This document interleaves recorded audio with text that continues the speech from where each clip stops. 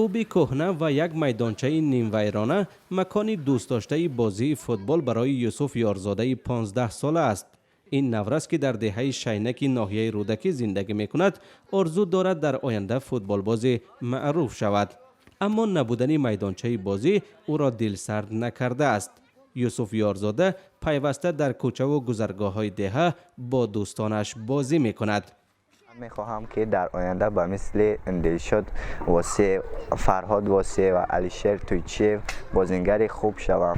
با فکر من یکی از سبب‌های مغلوب شدن دسته منتخب تاجیکستان از آن است که این کم بودن بازیگران بهترین می باشد و مثل دیگر دولت‌هایی که ارژانتین، آلمان که از 200 نفر بازیگران بهترین زیاد است، همین سبب میشه که تاجیکستان ما کم بازیگر بهترین دارد، از همین سبب در بازی‌هایش مغلوب می شود. از این تلاش‌های یوسف والدانش حمایت می‌کنند. مادر او میگوید امیدوار است که فرزندش روز فوتبال باز معروف شده تاجیکستان را در جهان معرفی خواهد کرد. برای به ارزوش رسیدن هم خودم هم پدرش کوشش کردیم که مثال بریم یگان زلی که همه طرفه باشه. نکازی با او درجه رو خیلی مبلغی که او طلب میکنه راست گپ ندارم، خیلی کوشش میکنم اگر امکانیت باشه مثال یگان دستگیری طرفی هم زلو باشه میتونم که بچه‌ام برام بمونم. به مثل یوسف در تاجیکستان دهان نورس دیگری هست که با وجود رغبت و آرزو بنابر ناداری نمیتوانند به فوتبال جدی مشغول شوند.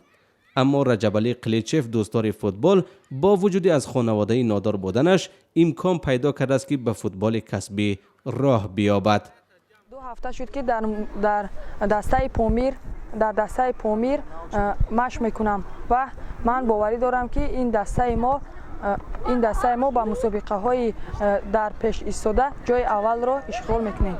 امکانیت به فوتبال کسبی رو آوردن نورسان از عائله های کم بضاعت را سازمان غیر دولتی همسایه های نیک به عهده گرفته است. به گفته هماهنگسازان این طرح با مساعدت آنها همکنون نزدیک به 300 نورس از منطقه های گوناگون تاجیکستان در دسته های تشکیل شده تمرین می کنند.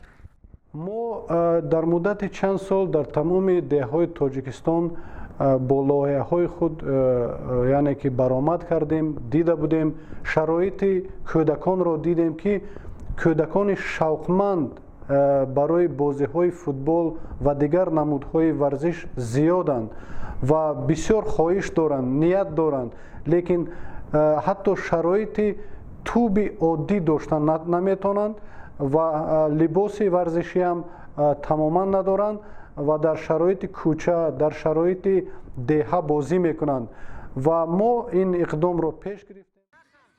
به گفته هماهنگسازان این لایحه دوام 4 سال راه اندازی شده است. قبلا دسته ها تنها میان خود قوه آزمایی میکردند، اما امسال فوتبال بازان نورس از خانواده های نادار الکی در فدراسیون فوتبال تاجیکستان نامنویس شدند و امکان پیدا کردند که با دسته های دیگر نیز نیرو بیازمایند.